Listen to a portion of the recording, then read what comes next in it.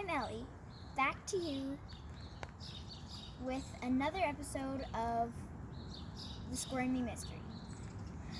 So, your kids and adults can help do some activities like this one. We can do some activities like building something for worms. The walnut shells hide them from predators, and they can burrow under.